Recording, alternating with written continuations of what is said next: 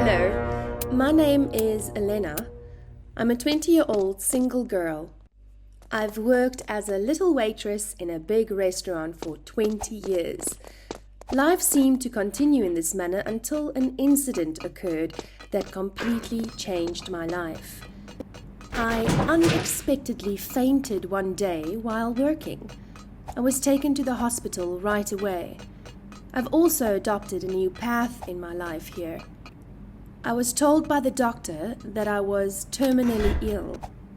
My brain contained 3 tumors. My prognosis was that I had only a month to live. I was totally shocked. How is that possible? Knowing this, I collapsed on the ground and cried so hard. But after a few sorrowful days, I decided not to be sad at all and to fight till the end and accomplish anything I wanted. The next day, I stormed into my boss's office and handed in my resignation. Surprisingly, all he did was listen intently on the phone while ignoring me. I slapped the table and yelled at him without thinking. "You're a jerk! I quit my job! You don't need to compensate for my unpaid overtime anymore. Thank you." When my co-workers saw this, they couldn't stop themselves from gasping. I was different from my kindness every day. I was strong and brave, but that was only the beginning of a crazy series of events that I was about to undertake. In the past, I used to live by the principle of tolerating this horrible boss in exchange for a modest income.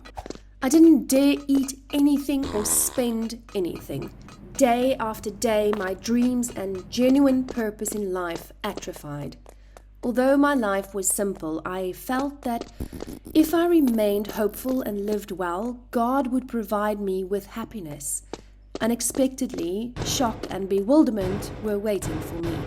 The night I found out that I was terminally sick, I was absolutely depressed. I looked through the book of my desires.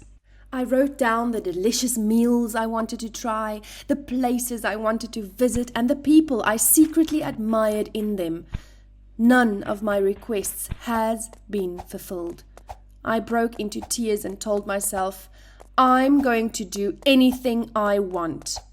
Following that, I went to the bank to take all of my accumulated money and assets left by my mother, and I bought a plane ticket to Europe.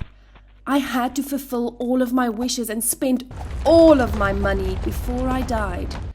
I purchased a VIP business class ticket to sit in the cockpit and take in the sights while sipping champagne, eating grilled chicken and being ignorant of the rumors about me. People with money experience such a wide range of emotions. When I arrived at the airport, there was a lengthy queue of taxis and passengers. I decided to do something cool by renting a helicopter to take me to the 5-star hotel of my dreams. The pilot made a joke with me, saying, "I'm sure everyone on the ground is staring at you and guessing who you are. Are you a famous singer or a member of the English nobility?" "No, you're completely wrong. I'm simply a regular salesperson." "Seriously? There's no way!" I responded with a smile only. I arrived at the hotel 2 days earlier than intended, since I was in a helicopter.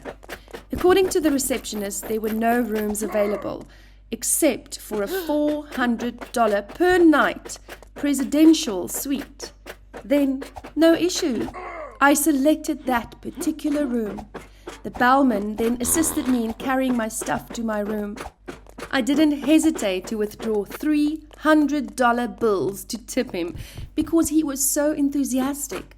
Because he seemed a bit shy, he refused and only received one. It was not an issue. He thanked me and then walked away. I felt so delighted standing in front of the balcony looking out at the landscape outside. In the distance, I could see a snowy peak and a pine forest. It was stunning. This was the world I had always imagined myself in. After some relaxation, I chose to try the Elite Spa's back massage, hot stone, eyebrow shave, hair removal, and mud treatments. They draped a mummy-like material around me. That was quite relaxing. But when the staff continuously smacked me with tree branches, I bolted. I couldn't stand it anymore. Is this how the privileged enjoy their lives? After the spa, I went to a high-end store to change my clothes. Gosh, the clothing here is so amazing. I noticed the workers were putting diamonds on their skirts. When I asked for the price, the staff raised 10 fingers. $1,000? It didn't matter. I took it. I bought a red evening gown and wore it to Montucky, my ideal 5-star restaurant. I wanted to be beautiful. When I walked inside the restaurant, a server greeted me. "Good evening, ma'am. Have you made a reservation for a table?" He then escorted me to the booked table and handed me the menu. Because it was my first time eating at Montucky restaurant, with the food I had always dreamed of, I ordered all of the Chef Frank's specialty dishes. Yes, all of them. Frank, the restaurant chef, was my idol. When the server brought me the plates out, I devoured them all because they were so tasty. Frank approached me and asked to talk with me while I was eating pumpkin stew. I was overjoyed and surprised. We had a pleasant conversation regarding Montucky's signature dishes as well as my own favorites. There are a lot of upper-class guests here, and they always have weird requests. For example, salmon with lemon sauce required no lemon. Smoked bacon is required to be fat-free, and cheese-baked shrimp does not require cheese, he added. Frank pointed to the next table and commented that those people probably didn't know how to eat. That made me laugh out loud. "What do they want to eat after all?" I whispered to him. I found that people over there began to notice and turn to face my table. Frank said that unreasonable requests from customers gave him and the other chefs a headache. He stated that I was a true foodie, and when he found out how much I admired him, he offered to be friends with me and gave me his phone number. I was overjoyed. Not only did I get to meet my idol, but we became friends as well. A waiter approached after Frank had departed and asked for my business card to deliver to Mr. Rocher. I firmly refused. How can I have a business card, and who is Mr. Rocher? I talked to myself. When I looked over, I noticed that the people at the opposite table were whispering quietly. Perhaps the conversation between Frank and me had a deep impression on them, because even the upper-class people, like them, were not receiving such a positive welcome from the chef like that. And the man holding the wine glass must have been Mr. Rocher. He was gazing at me with a furious expression on his face. What exactly is the problem? Did I irritate him? When I passed by the lobby the next day, I heard people talking about me. Some believed I was a successful businessman, while others said I was a powerful figure. But no one knew. I was simply a regular salesman. Rocher, on the other hand, appeared irritated. He began to stalk me 24 hours a day, 7 days a week. But I came here to have a good time and didn't think much about him. Rocher was an American business billionaire who was the hotel's richest guest. He had planned to invite the congressman to a dinner to discuss collaboration, and he had requested the chef to come over to make an impression. Unfortunately, my arrival last night made him lose the opportunity, and he assumed that everything was happening because his opponent had sent me to oppose him.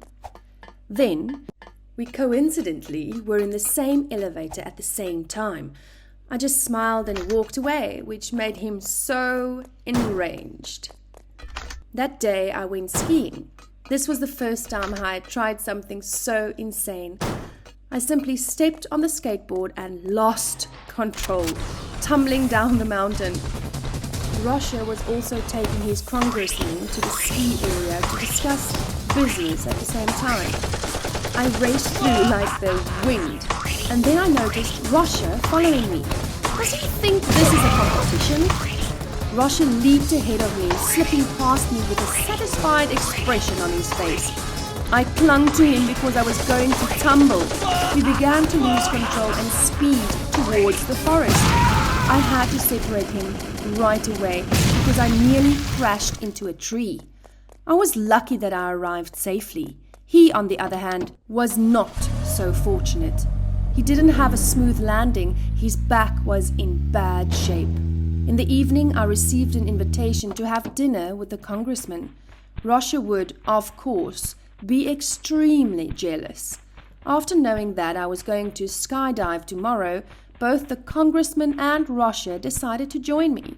They suggested a skydiving competition. The congressman would agree to cooperate with Russia if he won me. Standing on the plane, we jumped off one by one. The air pressure at this altitude made me almost vomit. I was feeling a little dizzy.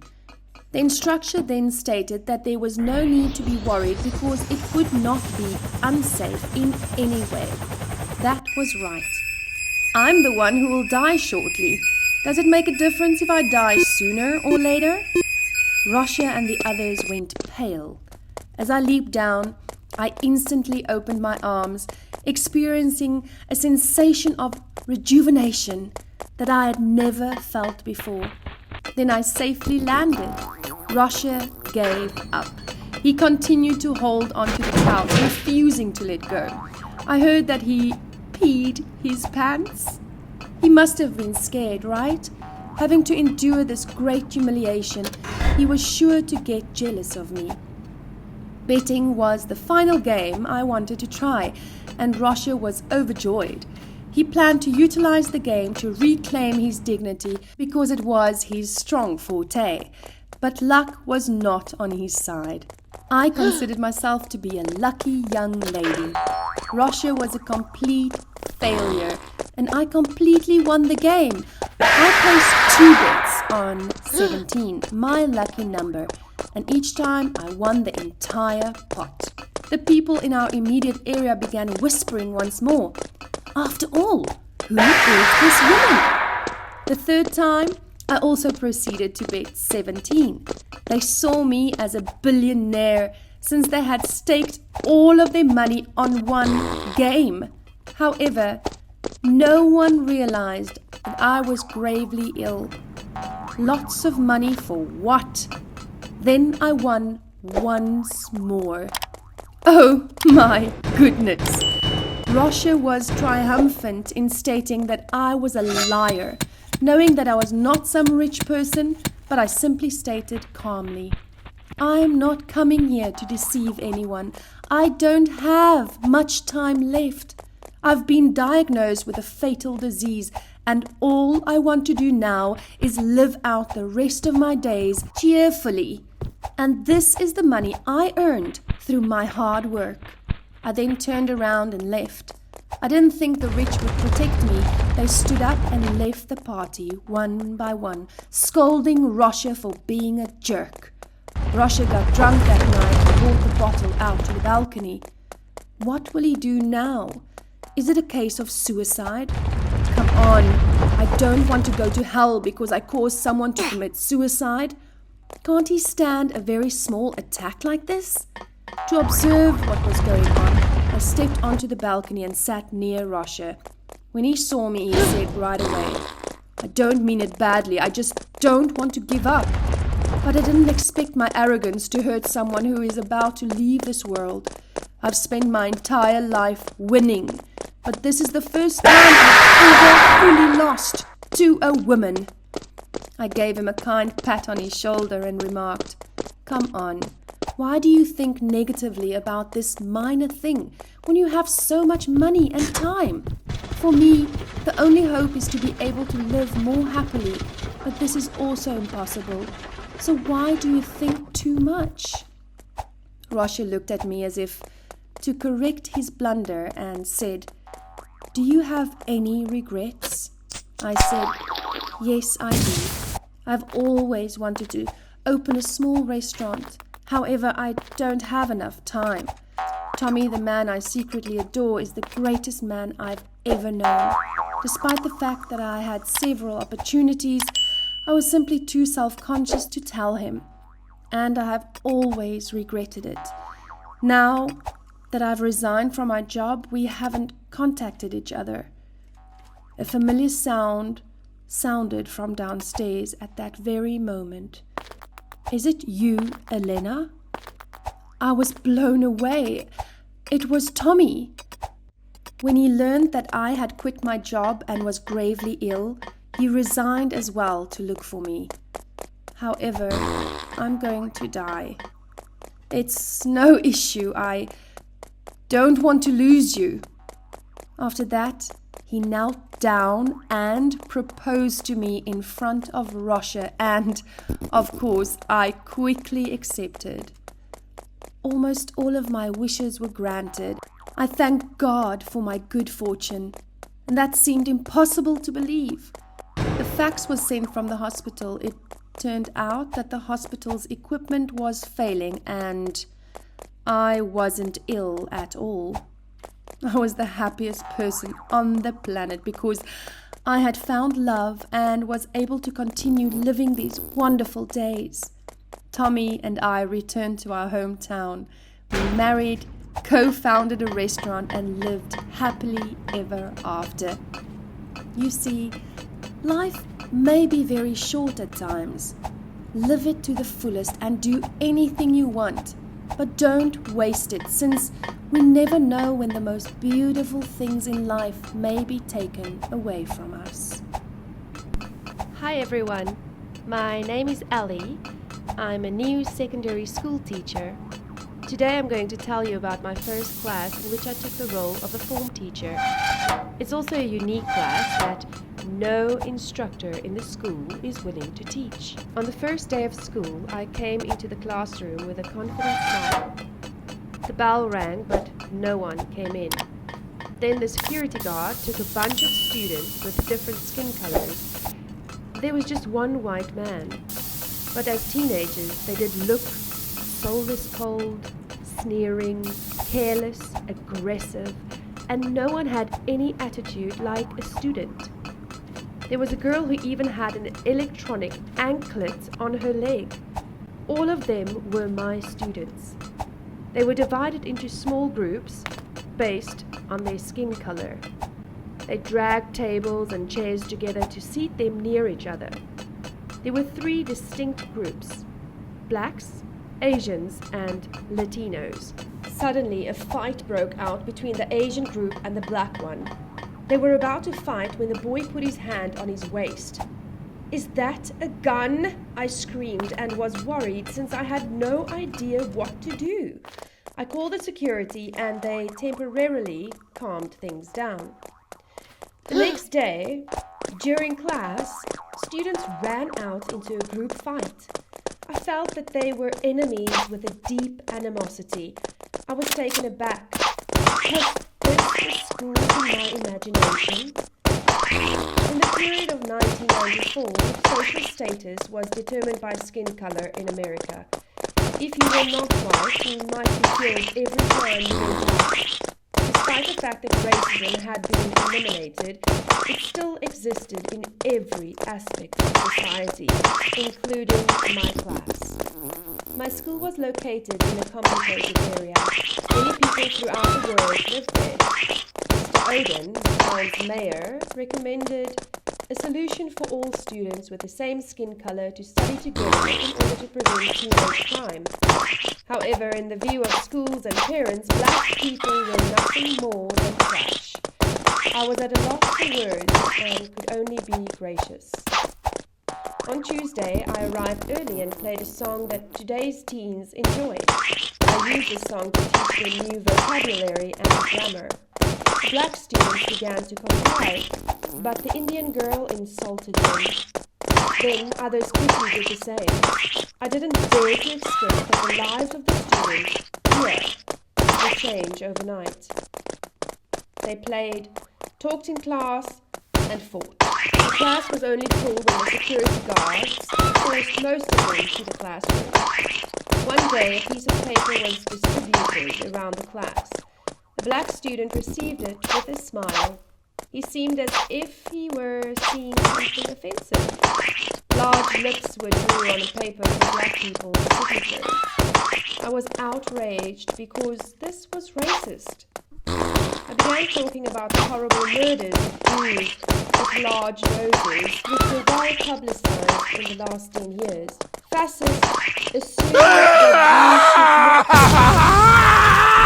And finally, a massacre occurred. The kids didn't understand, argued back, and one of them yelled, "I hate white people! You won't know what black people went through." I just realized that if I was a white person, I would not be respected by my students. The schoolboy raised his hand and asked me, "What is the Great Massacre?"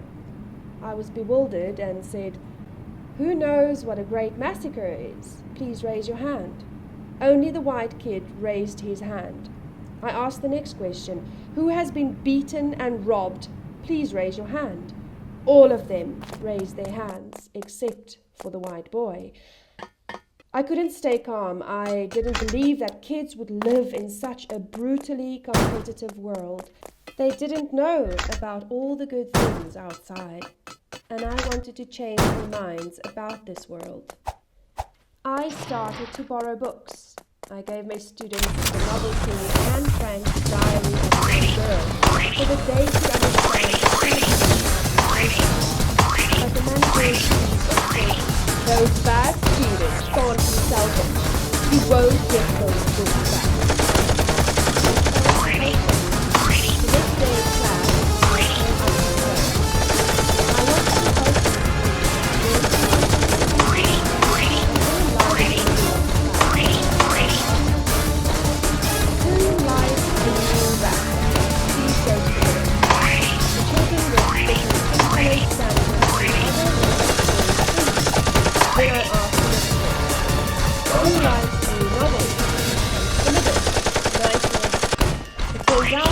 We all have the same interests. Those who split into factions and fight, please go to the middle, I continued. Except for the white boy, all the students went to the middle. The negative atmosphere covered the class. They looked at each other with less hatred. It turns out that we were all going through the same pain. I changed the subject again, took out a stack of papers so that students could write down what they had experienced, whether good or bad things. I would definitely read carefully. I said to the class, "All the diaries you write, I will lock up in a closet, ensuring confidentiality."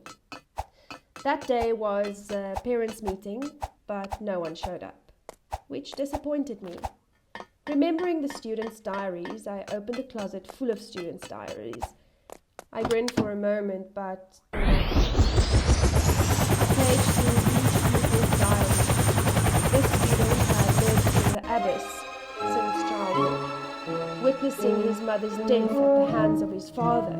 Because his pals had died one by one, this boy had held a gun to defend himself since childhood. You think I'm gorgeous and charming, but if you pull up my shirt, you'll discover that my entire body is covered in wounds, a girl wrote. I despise it when people stare at me with chilly eyes that make me tremble and feel afraid. Every kid in my class had to deal with some kind of pain. I unintentionally burst into tears while reading their stories. I was determined to work at a fashion store and sell lingerie, and at a hotel to work as a receptionist to earn more money to do something for my students. I wanted to get some books for them. I set aside the funds to purchase new books for them. When they received new books for the first time in their lives, they couldn't believe it. The part-time job also helped me to earn enough money to take them on a tour to the massacre memorial site. Each student had a card. That was the story of the Jewish children, including images and videos of them, as well as what they went through and how they died. Those fearless students who were faced with brutal massacre without humanity were all dumbfounded. The young lives that died tragically made them feel that what they had experienced was still so much better. And that night, they met the lucky survivors of that massacre. The tragic stories were true. There were still marks on his arm. All of these things shocked them again. After that day, the students also gradually changed. The boy threw the gun away, and they became better. They knew how to line up for class.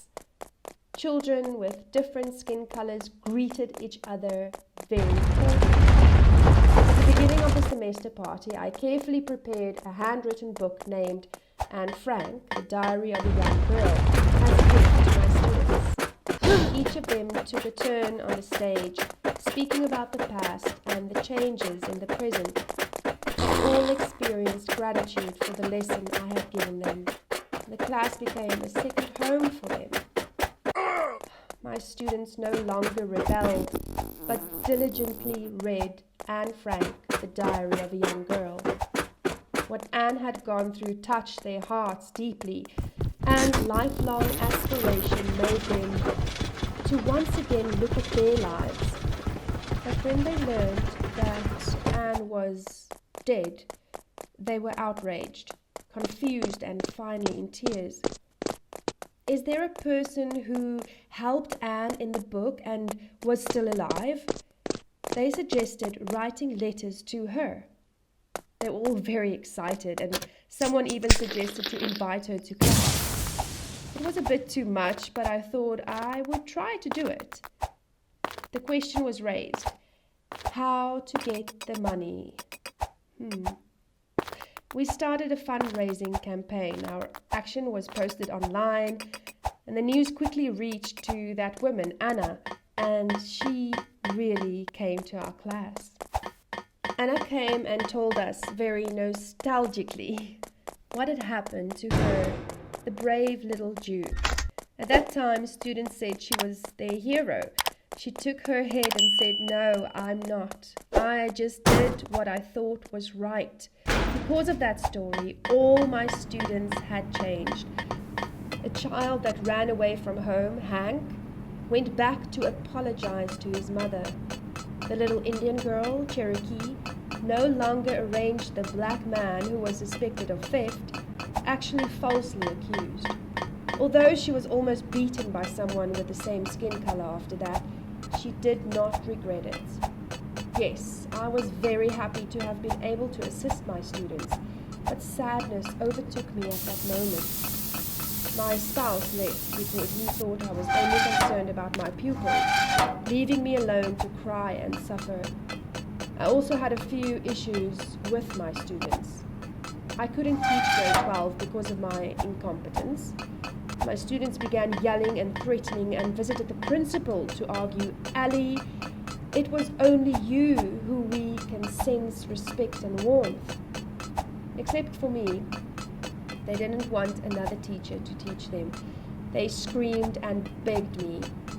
I couldn't bear it, and I wrote a letter to the school. But the rules were the rules, and it couldn't be changed. I was determined to finish a final thing before departing. I was looking for someone who could sponsor the computer so that the children could write their diaries on it and compile them into a book titled Diary of Street Children. As a result, because of this, the Department of Education allowed me to continue teaching them, and there was a happy ending. The students all passed their final exams with flying colors, with some of them moving on to college. No one could have predicted this outcome, and no one could have predicted how drastically their lives would be altered. That made me so excited. Hello Hi, my name is Violet. I'm a 16-year-old Indiana girl. Today I'm going to tell you about a terrible time in my life when I was always thinking about death and contemplating suicide. One afternoon, when I was lonely and depressed, I climbed up to the bridge railing, looked down at the deep, shallow river below, and was about to jump in to put an end to it all. The thing was, my sister Sarah had an accident right here a few months ago. My sister and I were in the car at the time, having a heated argument, and we didn't notice an out-of-control car speeding on the opposite side. Because Sarah had protected me, I was still alive and unharmed. Sarah, on the other hand, died on the sight. I always felt so sorry about her death. I didn't want to live anymore. At that moment, I was startled by a voice calling out to me. "What are you doing?" And that was Finch. He discovered the scene while jogging early in the morning. I answered him, trembling, while still staring down the bridge. "Please, get out of here." Finch didn't give up. He approached me. "Get out of here!" I yelled angrily and expected him to go away so I could carry out my death wish. But Finch did not leave. He also climbed the bridge railing and extended his hand to me. I held his hand for a moment. He pulled me along the bridge's railing. He was the one who saved my life. From that day on, Finch began keeping an eye on me. To be honest, he helped me a lot. I was running late for school that day. When I opened the classroom door, I dropped the stacks of books from my hands because I was so anxious. The entire class turned to stare at me as if I was a clown, then burst out laughing and began teasing me. My face flushed with embarrassment. I felt so bad and didn't know what to do. The interruption of the lesson made my teacher wince. Finch screamed and knocked over his desk at that moment. All the attention was transferred to him. He threw a glance to give a sign, and I dashed to my seat. "What's the matter, Finch?" our teacher angrily asked. "I suppose a cockroach went beneath the table and startled me," Finch answered. Our teacher gave Finch a brief glance before dismissively shaking his head.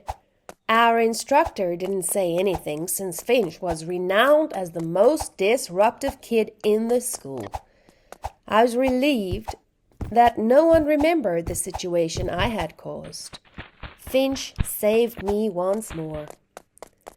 At the end of class, our teacher gave an assignment about travel that required 2 people in a group to describe 2 wonders of Indiana. Finch raised his hand and asked to become part of a group with me. But I didn't want to team up with him. In fact, I had an avoidant personality disorder and disliked interacting with others. When Finch asked, I refused without hesitation. My parents and professors both expressed a desire to see me immediately integrate into the class. It was, however, a mental illness. It took a lot of effort on my part to overcome it. I was also tired of getting rid of it. That night, while surfing TikTok, I coincidentally came across a new video that Finch had posted. That video was joking about me. He teased me on social media and called me crazy. I was enraged, and I immediately called the number he provided with the video to ask that Finch remove it. And he succeeded in getting my phone number. He texted me shortly after that. "Do you mind if I come over there right now?" "Now?" "Right." Without waiting for a response, Finch arrived at the window next to my room and motioned me to come out and talk. He picked up a rock while I shook my head in denial. I quickly signaled for him to calm down and agreed to meet Finch because I was afraid he might smash the window glass. When he noticed me approaching, he gave me a broad grin. "Will we finish the assignment together?" "Why does it have to be with me?" I irritatedly answered.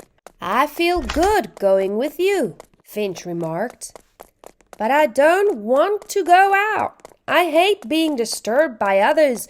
Do you understand me?" Finch attempted to persuade me. "I simply want the best for you. I'm not going to let you live like this." "It's not related to you. That's my business. I will deal with it." I kept rejecting Finch. I was annoyed by Finch's stalking, so I planned to skip school for a few days. I called my teacher the next day to request a day off. He accepted it. In addition to that, he encouraged Finch and me to work together on the homework. I didn't have an option. When I went to see Finch, he seemed very happy. However, I made a request. That was, no matter where we went, we would not drive the car. I was still too traumatized by my sister's death to drive anywhere. Finch agreed without thinking and grabbed 2 bicycles from the storage area. We began our romantic bike ride. We rode our bicycles along a lengthy stretch of road. We were joyfully ramping all over the road while riding our bikes. We eventually made it to Indiana's highest point. It's this rock, the highest point in Indiana. Finch told me about the rock by pointing to it. I stood in silence since this highest peak seemed unimpressive. The scenery was too insignificant to be considered a wonder. Finch walked to the rock, climbed to the top, and extended his hand to me. I paused and looked at Finch. He encouraged me with a smile and a nod. I took his hand in mine and began climbing up the cliff. From the initial viewpoint, the entire landscape appeared to be normal. Let's change to another angle. It was still very normal, as expected. This is the most fascinating scene I've ever seen. I tried not to laugh at Finch, but then he and I both burst out laughing. It had been a long time since Sarah's death and I hadn't laughed. While we were strolling, I told Finch a lot about my sister.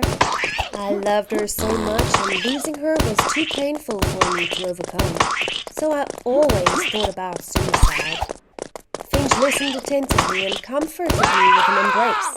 I found my closed heart beginning to open gently. I felt much better after that excursion.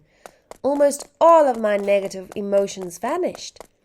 I began to return to normal life. I usually got up early in the morning to prepare breakfast for my parents. My parents were delighted when they found out I was changing. When I went to school, I opened the cabinet and found a stone in it with the words, "It's your turn." Finch was there waiting for me. He said this was a reminder. Sooner or later, I'd have to return to life on my own. But for the time being, he was very willing to help me. After that, we began dating. Finch and I took a trip to another tourist spot during our summer vacation. It was an old amusement park with a small number of visitors. We traveled by car this time because it was so far away. Despite the fact that I was terrified and insecure, my limbs were trembling and I was short of breath. I wanted to get out of the car, but Finch encouraged me by taking my trembling hand in his and calming me. Finally, Finch and I arrived at our destination. We took a ride on the roller coaster together. I smiled brightly while holding Finch's hand, and I forgot about my anxiety at that moment. I was no longer in the dark. Finch fully healed my wound in my heart. However, I was unaware of the fact that Finch's condition was deteriorating.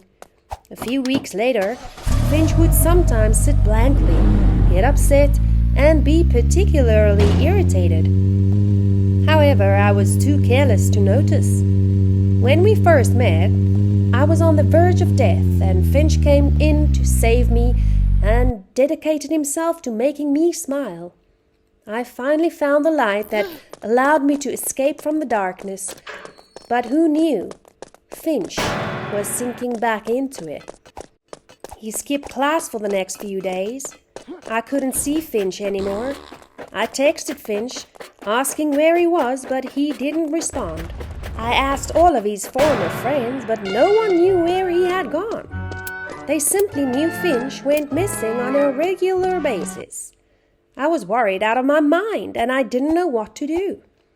When I returned home from school a few days later, I saw Finch in my house talking with my parents, and I became enraged. Why did he vanish, making me concerned, and reappear laughing and talking to my parents as if nothing happened? I asked myself. I got out of the house. Finch chased me down and apologized, but he didn't explain why. I make an effort to go more quickly. Finch ran over to stop me and opened the door of the car parked in front of the exit. The car was filled with beautiful flowers, and Finch said they were for me. Who wouldn't fall in love with this adorable gift? My rage was decreased by half. Finch told me about a secret place he wanted to show me. He said he had sought permission from my parents. He then took me to a lovely lake. There is a mysterious power in the middle of the lake. It has the ability to take you out of the darkness. It connects to another universe, he said. Then he began to take off his shirt. He also told me to go down. When I gazed down at the lake, I was terrified. It was beautiful, but it was deep, and I had no idea what was beneath. "What are your biggest fears?" Finch took my hand in his and he asked. Without thinking, I said, "Death." "I don't believe it." Finch smiled provocatively as he looked deep into my eyes. "Be a normal person," I answered. "Then stop being a normal one," Finch challenged me, then took my hand in his and dove into the chilly water. We had a great time together. We climbed ashore to relax after swimming for a while. Finch's side had a long, sharp scar on it that was bright red in the sun. I tried to inquire about Finch's scar, but he gave me a sideways glance. He leaped into the water because he didn't want to answer this question. However, it was for a while, but I didn't notice him. I felt something was wrong, so I hurriedly dived into the water and looked for him in a panic. Fortunately, Finch was joking. While I was desperately struggling in anger, he hugged me strongly. "When you disappeared, where did you go? Tell me the truth." Under my pressure, Finch told me. He only wanted to hide and find a place without anyone. The scar on his body was left by his father when he was a child. It wasn't just there, either. His father continued to beat him until he went to high school. Worse, his parents divorced, so he had no one to stop his father from abusing him. He was also diagnosed with bipolar disorder, but he said he had overcome it. Listening to that, my heart wrenched. I attempted to divert the subject by telling a few jokes to lighten his mood. We got to the abandoned railway when it was becoming dark and spent the night together. When we woke up the next day, I suddenly remembered that I hadn't informed my parents that I wouldn't be home last night. My father was upset when Finch drove me home. He pulled me inside, shouted at me to go upstairs, and then scolded Finch. I didn't remember what my father said. I only heard Finch repeatedly apologize. "I'm so sorry. It's entirely my fault. I'm wrong. Please don't blame Violet. I honestly apologize." Finch silently left when my father yelled, "Go home." Finch did not speak to me or respond to my texts for the next week. I was concerned as well, but assumed he would be all right, as he had been the last time. On the first day of the week, Danny, the hunk from the next class, stopped me on my way to school and asked me to go on a date with him. I declined, but he persisted in following me and insulted me. I almost burst into tears. Finch appeared at the precise moment and saved me once more. As he pulled my hand away, Danny made fun of him. "You're a freak." Finch, who had been calm at first, blew out. He rushed in and punched this guy. Finch had never been that furious before. Finch's closest friend, who arrived to intervene, was also injured. Fortunately, Finch calmed down when I called his name, but after that day, Finch stopped attending school. This time I was quite anxious. I went to his house because I hadn't seen him in a few days. I wanted to be with Finch, but he was acting strangely at the moment. "I would like to help you." I put the stone he had given me the previous time in his hand, but he shoved my hand away. "I don't need your help. This isn't your issue. It's mine. I am a monstrosity. I'm completely perplexed. I need you to go right now," Finch yelled. "Go!" He screamed violently at me, frightening me. I gave him the stone, which symbolized our love. I didn't see Finch for almost a month after that. When I walked across the bridge again, I remembered Finch pulling me out of the darkness, step by step. But there was nothing I could do to console him. I felt awful for abandoning him in this situation. I was extremely concerned that he might make a blunder. I dialed Finch's number, but all I got was an automated greeting that said, "Hi, I'm Finch. Please leave a message. Please accept my apologies. Sorry, I want to see you again." I left the message. I cried and mumbled.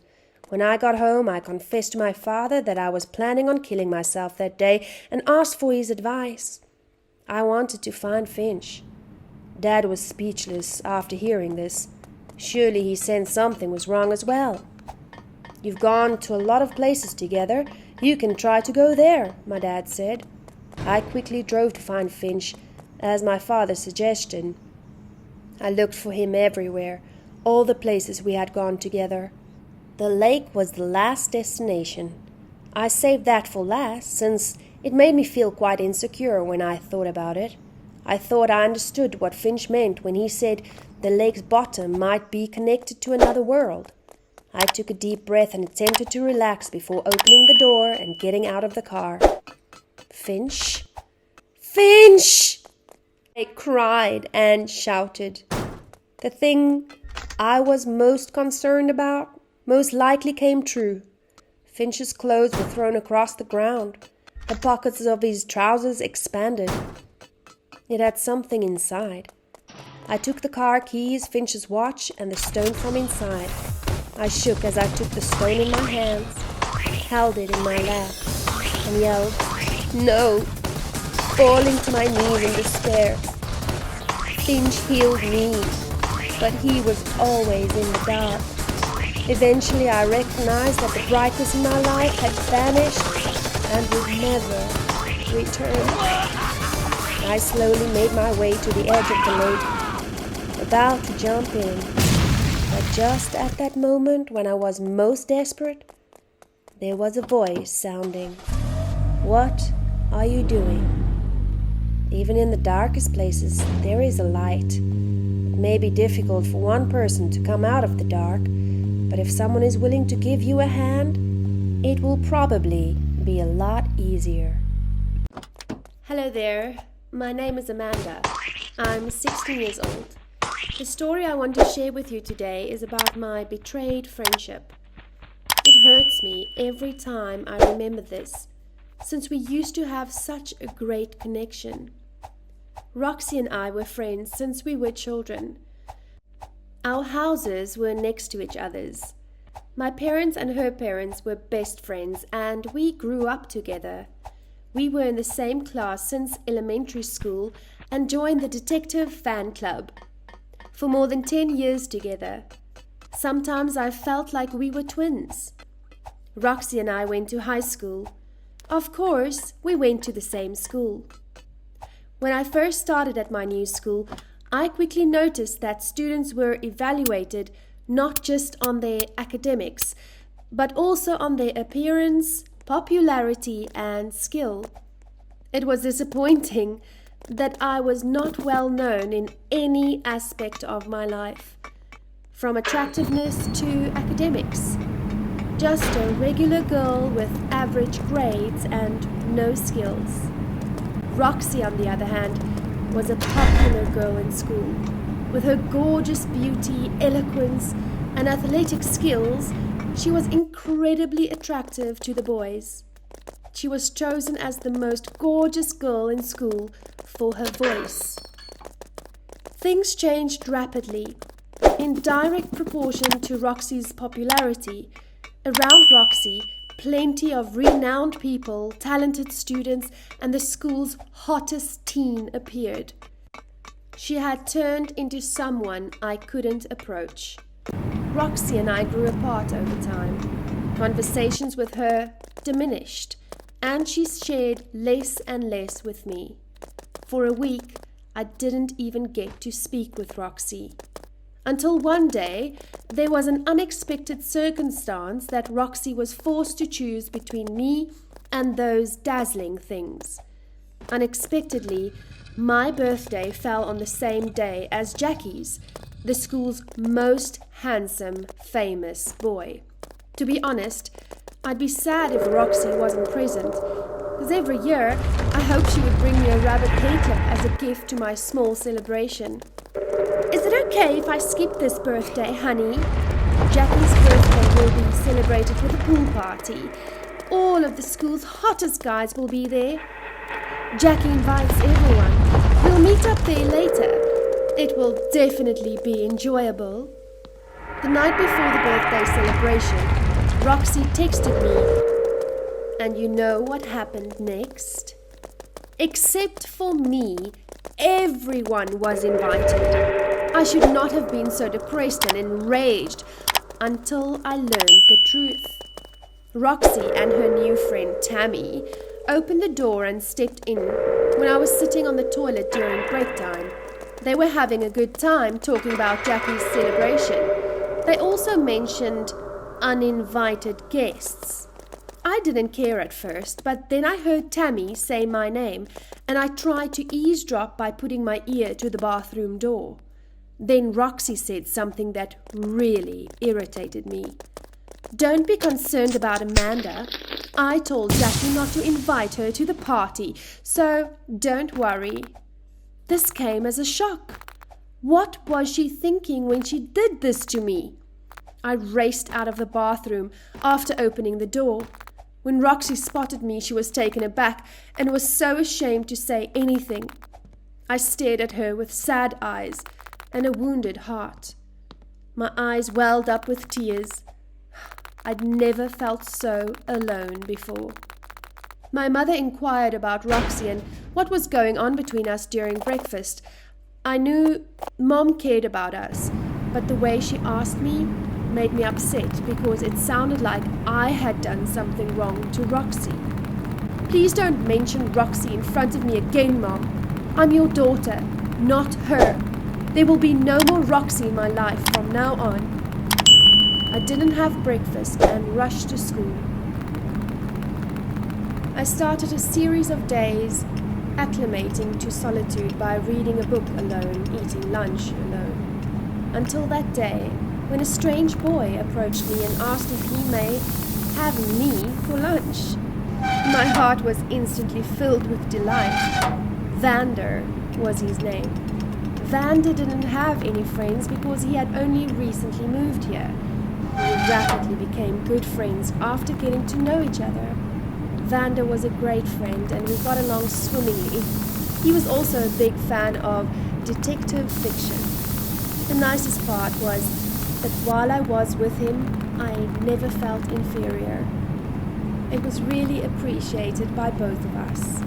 Everything was good and I was gradually adjusting to Roxy's absence. I wish I could put an end to Roxy.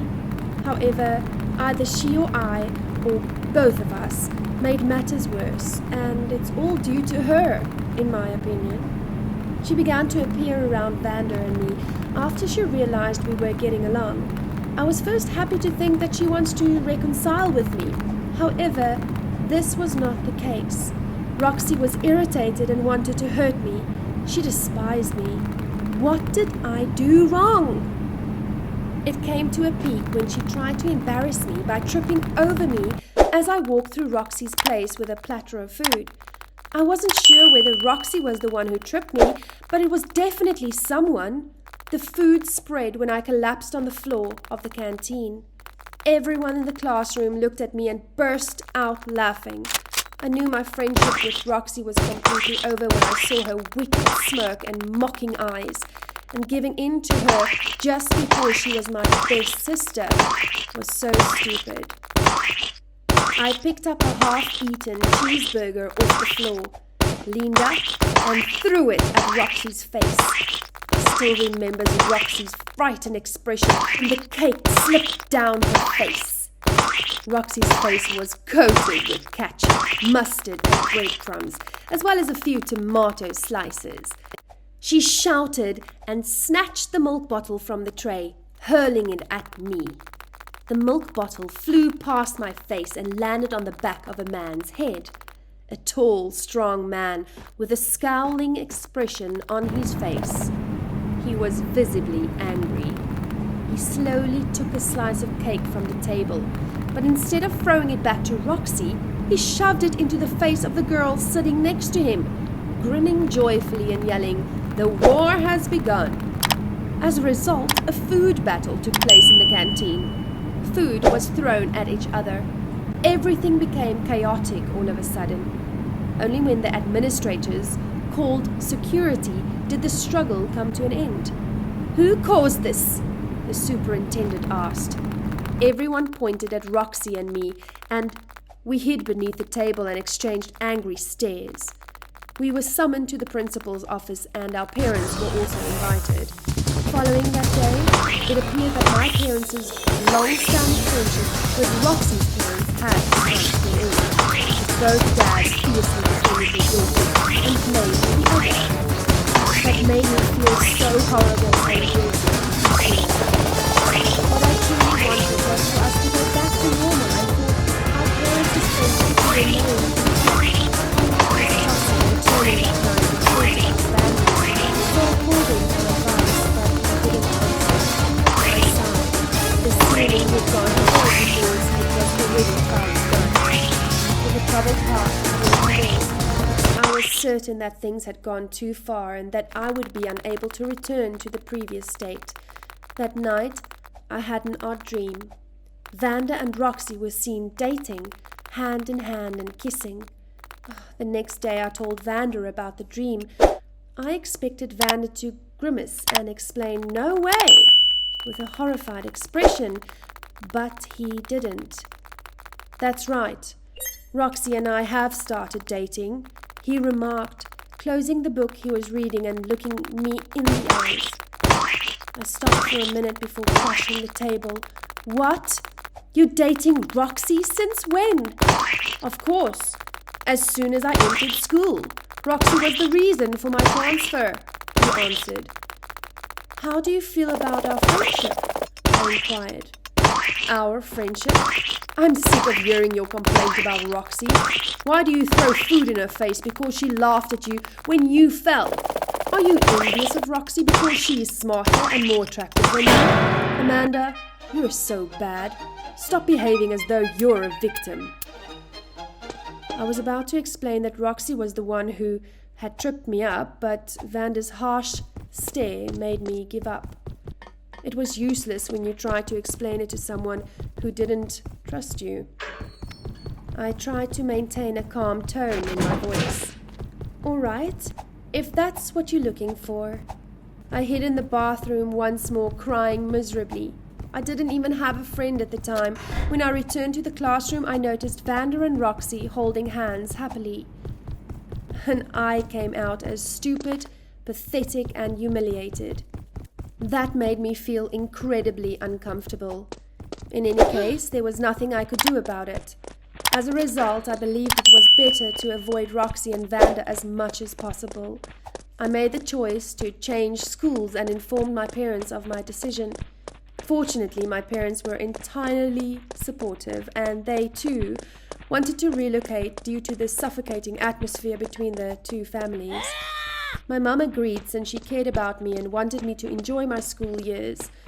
so we relocated without informing any of my neighbors. This was the last time I saw Roxy and Vander. That was exactly what I was thinking. When I went home from tutoring last weekend and was walking through a narrow alley, I heard a familiar voice that sounded like Roxy and some drunken guys. They were arguing and the girl seemed to be in need of help. It was 11 o'clock at night. Roxy couldn't possibly be here. I was a bit scared, but when someone was in danger, I couldn't ignore it. At least I was able to figure out what was going on and called someone who could assist her. I crept over to the alley and peeked in. I couldn't see their faces since the alley was dark and deep. All I saw was a young woman encircled by 4 large thugs. They were attempting to touch her and she was fighting back fiercely. She even smacked one of them so hard that he screamed, but she got slapped and fell to the ground shortly after. When I noticed this, I rushed over to them, holding my phone and yelling, "Stop! Stop! Leave her alone! I've contacted the police. They're on their way. Get out of here and stop touching her if you don't want to get in trouble." Indignantly, the guys turned to face me. One of them stepped forward to attack me, but the others pushed him back and they all fled. I dashed over to the girl to check on her. She was sobbing, clutching her head with her hands and trembling with fear as she laid on her side. When she turned to look at me after I helped her up, we were both taken aback. It was Roxy. She hugged me and cried, "Amanda, where have you been? I've been looking for you everywhere. Why did you leave me? Why did you go away without saying anything to me? You are really important. I don't want to lose you." Huh? What was going on? I shoved Roxy away and replied in the most furious tone that I could manage, because Roxy's comments made me shaking. She thinks I'm important and she's looking for me, I asked myself. I was so confused at that moment. I felt both thrilled and upset. "Are you sure you don't despise me?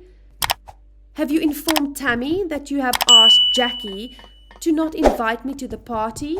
You were the one who tripped me in the canteen, weren't you?" I asked her. "No. All of these things are a misunderstanding." Tammy inquired, "What if you don't show up for the party?" And I answered her, "Don't worry about Amanda." Then I interrupted, imitating Roxy's voice. "I told Jackie not to invite her to the party."